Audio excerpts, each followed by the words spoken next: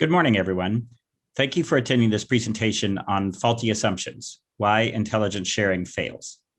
My name is Michael Daniel, and I am currently the president and CEO of the Cyber Threat Alliance. CTA is a nonprofit that enables cybersecurity providers to share threat intelligence with each other in both an automated and human-to-human fashion. The findings, implications, and recommendations in this presentation are mine, but they largely stem from my experience in making CTA work as an information sharing organization. While many topics generate eye rolls from cybersecurity practitioners, information sharing is one of the few topics that can produce the same response in policy circles as well. We seem to talk endlessly about information sharing, and virtually every cybersecurity panel, study, or review from the last half century seems to have an information sharing recommendation in it. Further, no one is really against information sharing, at least in theory. Yet, information sharing never seems to quite work. It doesn't help the way that it's supposed to, or it doesn't seem to solve the problems the way that it's supposed to, or it occurs only in a trickle and fades out, or it just doesn't happen at all. Basically, information sharing rarely lives up to the hype. And so the real question is, why? The answer clearly isn't for lack of trying. We've got plenty of examples of initiatives or efforts. I also don't think it's really the legal impediments either. I don't want to entirely dismiss the legal concerns, but in many cases, those concerns have been addressed through various pieces of legislation over the years, but information sharing is still not happening. So my contention is that we have made some faulty assumptions about information sharing. As a result, the foundation for most of our information sharing efforts is flawed. And since the foundation is flawed, the resulting activities and initiatives also suffer from some fundamental weaknesses. So just what are these flawed assumptions? Based on my time at the White House and CTA, we've identified 3 assumptions that seem to underpin most information sharing initiatives. The first is that cyber threat information consists primarily of technical data, that is, indicators of compromise such as IP addresses and malware hashes, and that it is primarily that kind of data that we're looking for information to be shared on. A second assumption is that all organizations should be sharing that technical data, that everyone should be participating in efforts to move that kind of data around the ecosystem. And the third assumption is that sharing should be easy once the connections are made between organizations. In effect, it's like saying once you have the pipes hooked up, the information should just flow. And all 3 of these assumptions are essentially wrong. And because they are wrong, initiatives and efforts built on them often fail. So let's talk about how they are wrong. So first of all, cyber threat information clearly consists of more than just technical data. There's information that a particular IT product has a vulnerability that needs to be patched. That is cyber threat information. Sure, there's technical information that goes underneath that, but the fact of the need for a patch is not technical, but it's very relevant to many organizations. So clearly, not the only kind of information is not CTI, is not technical data, but we've tended to act as if that's the only kind of CTI that actually matters. Second, we act as if all organizations should share that data, but the truth is that most organizations cannot produce or consume technical data. In fact, most organizations are pretty lousy at it, and they always will be. And that shouldn't really be very surprising because most nonprofits, companies, government agencies have actually remarkably little cyber capability. So why do we think that sending those organizations a bunch of IP addresses or hashes will do any good? And why do we say you should share what you see on your network when most of them aren't going to see anything at all? It just doesn't make any sense. And finally, sharing is in fact not easy. Connecting the pipes is insufficient. Sharing is actually remarkably hard work. And the fact that we needed to create an entire dedicated nonprofit like CTA to make sharing work in the cybersecurity industry is just one very clear example of how hard sharing effectively really is. So particularly if you want to share at scale, if you want to share at a speed that matters, and you want to do so with high quality over an extended period of time, that's going to take work. And simply connecting the pipes is not going to be sufficient.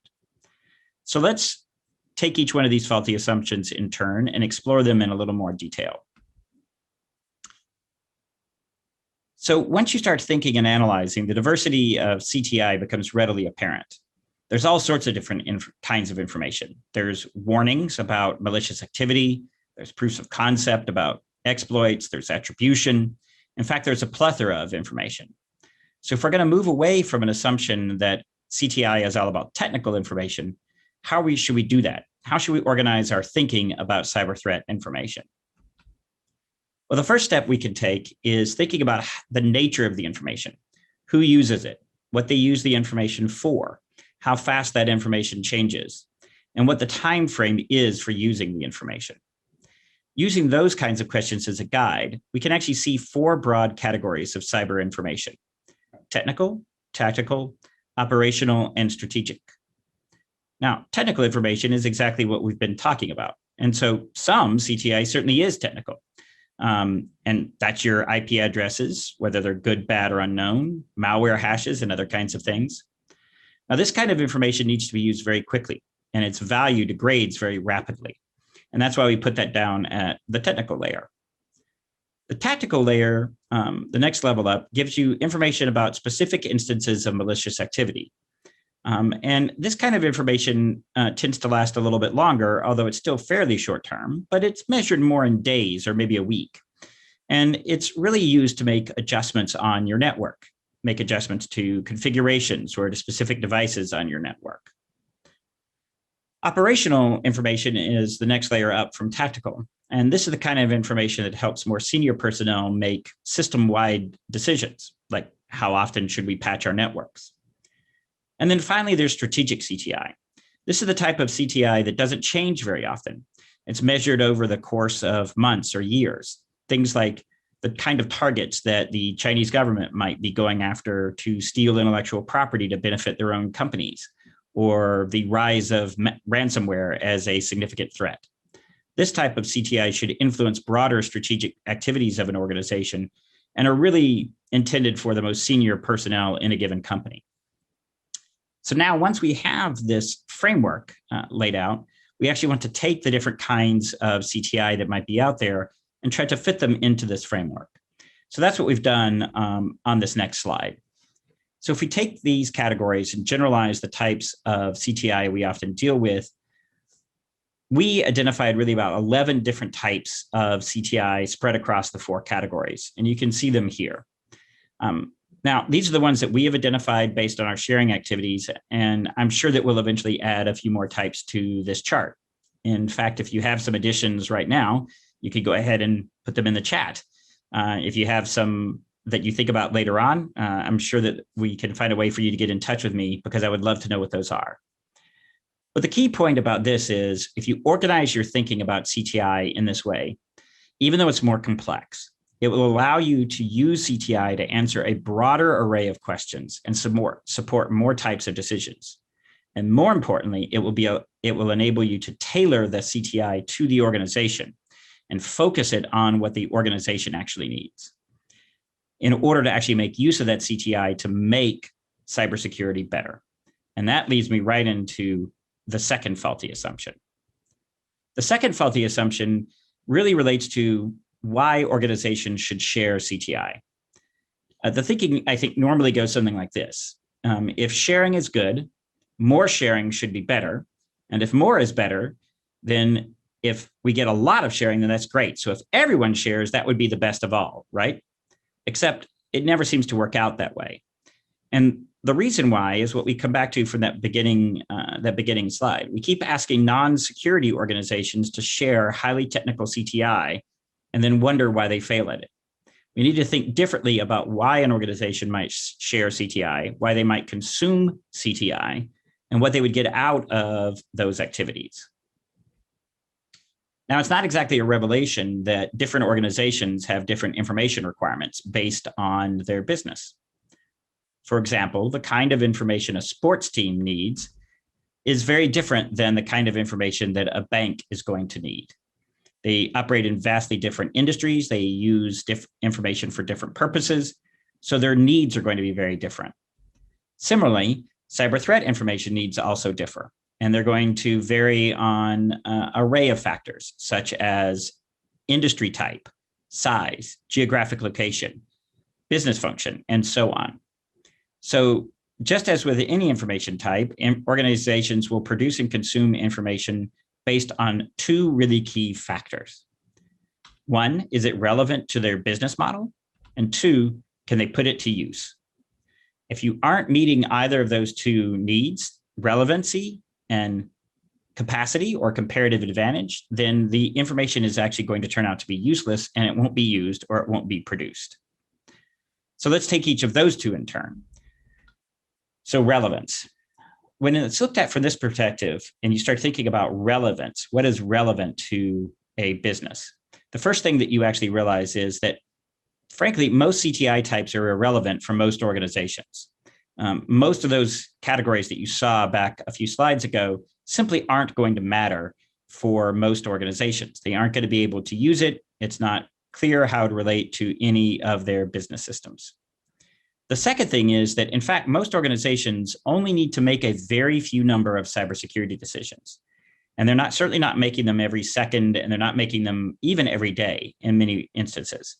They're only occasionally making some limited cybersecurity decisions. And if these two conclusions are correct, then there are some implications that flow from that. First, relevance to the organization's business is what should drive CTI sharing. If you can't directly tie the value of the sharing to the business model and the business needs of the organization, it's just not going to work. And the second thing is that organizations should only produce and consume CTI needed for the decisions they need to make. There's a lot of information out there, and in fact, most of us are drowning in it. And so one of the key factors is that you should only focus on the CTI that you really need. Of course, sometimes that takes discipline and focus to get down to that information that you need. But really, it should be only the CTI that's needed for making the decisions that an organization has that are going to be relevant to them. Now, the other side of the coin is comparative advantage, which is an economic term, but it's capacity. What are you actually good at? And the truth is that most organizations aren't very good at the technical side. That's okay. It doesn't make sense for them to be. It's not economically sensible for them to be. So we shouldn't expect them to. And our programs and sharing activities should recognize this fact. However, it is also true that most organizations, even if they can produce and consume certain CTI types, they may not be the most efficient or effective at it. And that's why I included the concept of not just capacity, but comparative advantage. And this tends to be true specifically for governments. Governments can also often produce technical CTI, but the private sector is typically way more efficient at that task. And so just because the government can produce and share technical CTI through programs does not necessarily mean that it should be doing that. And so really, in addition to the relevance side and the capacity side, we're really thinking here about comparative advantage. Where are your comparative advantages in what you produce and in what you consume? And so therefore, comparative advantage is what should drive CTI production and its consumption. So here is an example where governments have an advantage in attribution and warning, because those types of information benefit from intelligence capabilities. And so that's not a kind of information that anybody else is really typically going to be able to produce. And so that's the kind of analysis that you need to do to determine how you should be sharing, what you should be sharing, and where you should focus your sharing efforts on. So finally, we come to what in some ways is the most pernicious assumption, the idea that sharing should be easy.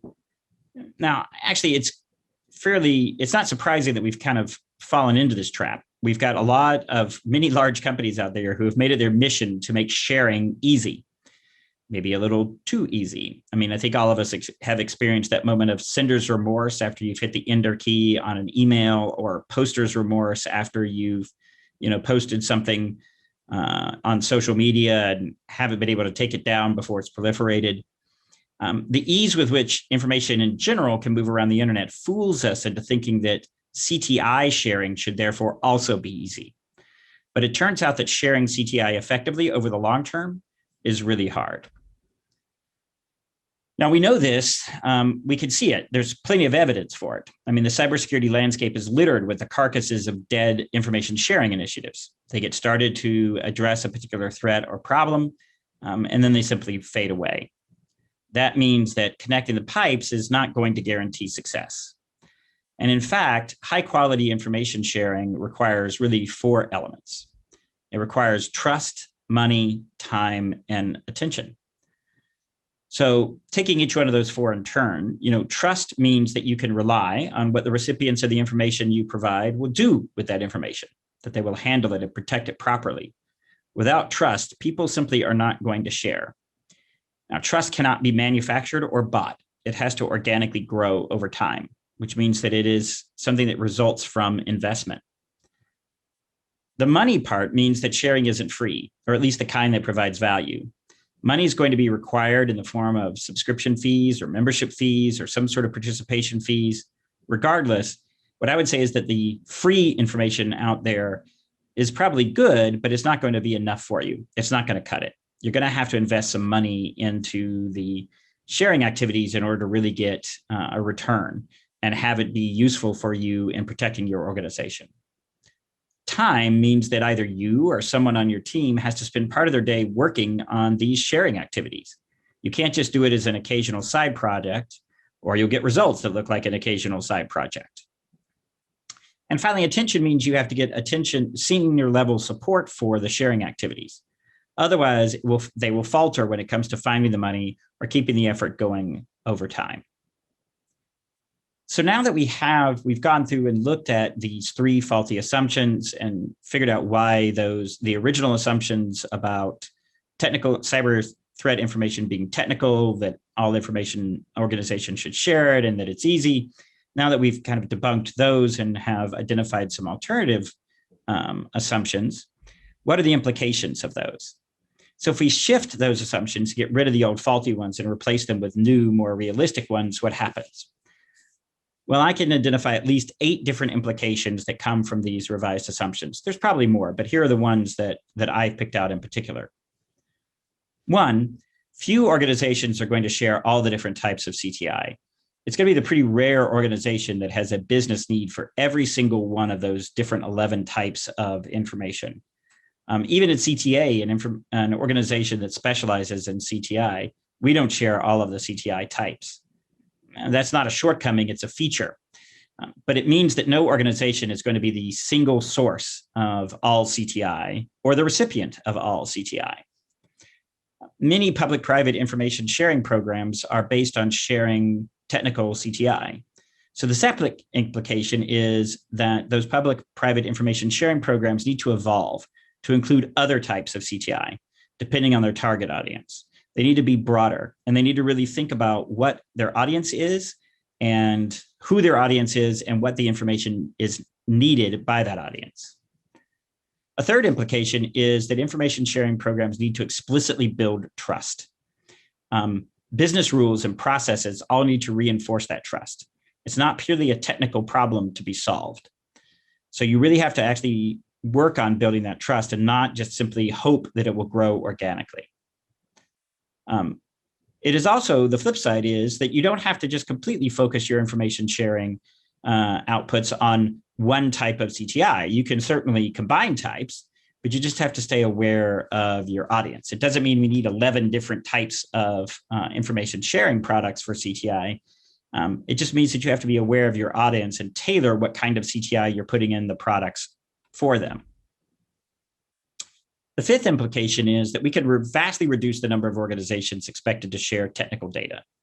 And that would improve our ability to be efficient and effective in those programs, because it would be focused on those entities that actually can do that kind of sharing and can make use of that kind of sharing, which would sort of cut out a lot of the noise and cut down on the false positives and raise the quality of the information that is being shared.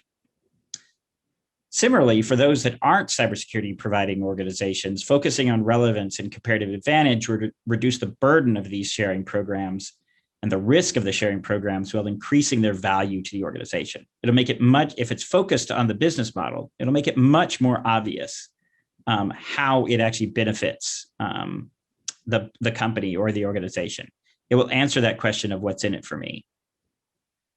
Another implication is that we need some standard formats for things besides technical CTI. We have the formats for technical CTI, such as STIX, the Structured Threat Intelligence Exchange, or MITRE's ATT&CK, but we do not yet have many standards for non-technical CTI. And so just as using the STIX framework ultimately makes it easier to share technical CTI, having a standard framework for some of these other types of CTI, such as best practices for defensive measures, would also be very helpful. And then finally, we know from experience that creating a flash of the pan for information sharing is easy, but effective CTI really requires planning and a willingness to stick with it, even if the immediate return seems low. So those are the implications of those revised assumptions. But if we actually want to put these revised assumptions into practice, how would we do that? Now, if we did put them into practice, we could dramatically improve the volume and quality of CTI sharing. Now, of course, like everything about information sharing, it's really easy to say that, but hard to do. So to close out this talk, I will discuss how using these revised assumptions might work in real life. So each of these revised assumptions leads logically to some clear actions. Again, these aren't necessarily easy actions, but they flow naturally from the changed mindset about information sharing.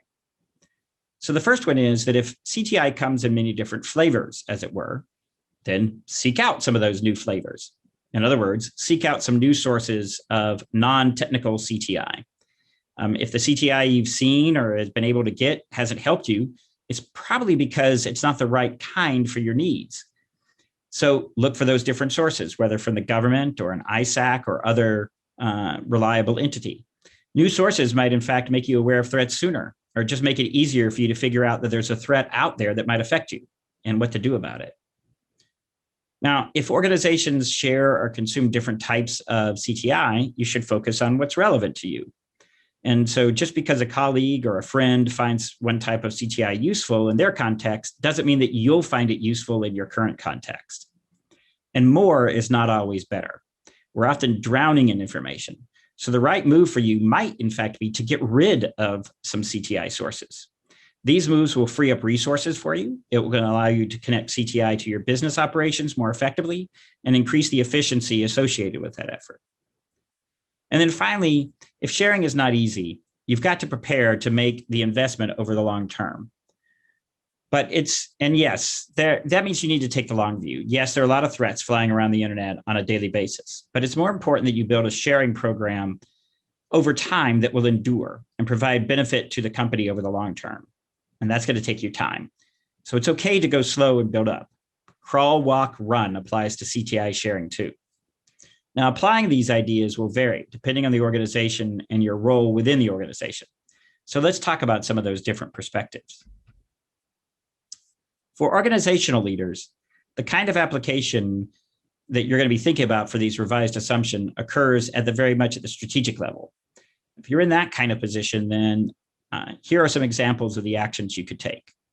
You should be asking your cybersecurity provider or staff what CTI would help your business. What information do you really need? What does your provider or team need to know to protect your business operations and information? Be upfront, ask those questions, because it's amazing to me how often people don't ask those questions and just work based on those old faulty assumptions. But the second part is then once you've actually gotten some of that information that you need to act on that shared information. It doesn't do your business any good if you don't act on the information you receive or if you don't share useful information when you have it. So if the shared information indicates you should make a change, do it. Make sure your IT provider does it. Or otherwise, there's no real point in you being involved in the sharing activities. You should periodically assess the impact of sharing. Have your IT provider collect some useful metrics, such as mean time between incidents or the time to detect an incident. Then examine how these metrics change over time and whether or not you can tell if the sharing activities you've been involved with actually contribute to changing those metrics in the way that you want. And then you can adjust your sharing activities appropriately. And then lastly, stay at it. Sustain that investment. Sharing is not a one and done activity. you'll have to maintain the effort in order for it to provide the level of benefit that you need. If you're leading a company's cyber team, then your perspective is going to be a little bit different. You're the one that's going to really be identifying your company's cybersecurity decisions. Now, as we were talking about, some organizations may not make decisions very often. So knowing what decisions you need to make tells you what information you need. You need to identify what types of CTI support those decisions. It might only be one or two types, and you may not need it very frequently, and that's okay. You should create a plan to get from where you are today in terms of CTI to where you want to be. And as we were just discussing, remember that that plan could include dropping or unneeded or duplicate CTI sources, since more is not always better. The plan should enable you to get the maximum useful CTI for the least burden. And aligning your CTI clearly with business needs will help you secure resources and maintain those resources over time. And then finally, I would say make information sharing a criteria when selecting cybersecurity providers. Vendors that can demonstrate how they share will ultimately provide you better cybersecurity as an organization. Now, of course, if you're a cybersecurity provider, these revised assumptions look a little bit different again. For one, if you adopt this framework for discussing, analyzing, and sharing CTI, you can become much more intentional about distinguishing between CTI types. You can reduce confusion and focus your messaging better. And distinguishing between these CTI types will improve the sharing outcomes. You should also take the time to identify your comparative advantage in CTI. What specific type of CTI does your company provide? Not all providers will share all types of CTI, as we said, any more than a recipient will take all the different types of CTI. By focusing tightly on the CTI that your company has a comparative advantage in, you will make yourself more competitive. You're going to have to invest resources in sharing activities. For too many people in the cybersecurity industry, information sharing is designated as a other duty is assigned. Instead, if you make it CTI sharing an explicit part of someone's job, then you're going to get a lot more out of it. If you make it an explicit performance metric for the company, you're going to get a lot more out of it. It will allow you to actually focus those resources on it in a way that will be far more beneficial to you. And finally, don't just focus exclusively on technology. In making sharing work, policies, processes, and the business models that are used are just as important as the technology. Finally, government agencies have yet a fourth perspective on this. They're coming at it from a much broader perspective, generally trying to get sharing going across large swaths of the cyber ecosystem at one time, as opposed to just bilateral sharing relationships. So for government agencies, the real issue is identifying their comparative advantage and focusing their limited time and resources on where governments actually bring advantage to the table. And again, I will repeat, it is almost assuredly in providing context for the technical data, not providing the technical data itself. But as we were discussing earlier, it means that government should also refine their existing sharing programs. They should review those programs to make sure that the types of CTI being shared match the needs of the program recipients or the target audience of the program. If you've got a low participation rate in a program, it could be because there's a mismatch between the target audience and what's actually being provided through the program. It is likely the case that if you can increase your strategic and targeted warnings, that will be the best thing you could do. Governments, because of their access to intelligence and law enforcement information, can really shine in this area. And then finally, you could think about how to incentivize CTI through public policy. How can you reduce the economic burden while increasing the return on the investment for those sharing activities across the entire ecosystem? So in conclusion, what I would just want to say here is that all the studies, panels, and reviews are not wrong. Information sharing is an important, even critical element in effective cybersecurity. Unfortunately, information sharing has not lived up to its promise due to how we've approached the issue. We've been using those bad assumptions, so it's not surprising that the results aren't what we want. However, if we shift our assumptions and operate on the basis that CTI consists of many different types of complex information, that relevance and comparative advantage should drive sharing, and that sharing requires long-term sustained investment, then we'll be able to make sharing live up to its promise. Of course, we're not going to solve cybersecurity using information sharing. That's a whole other presentation. But improved CTI that lives up to its promise will definitely make life much tougher for the bad guys. And I'll take that outcome any day. So thank you very much for joining my talk today. I'm really looking forward to when we can engage again in person. Thank you.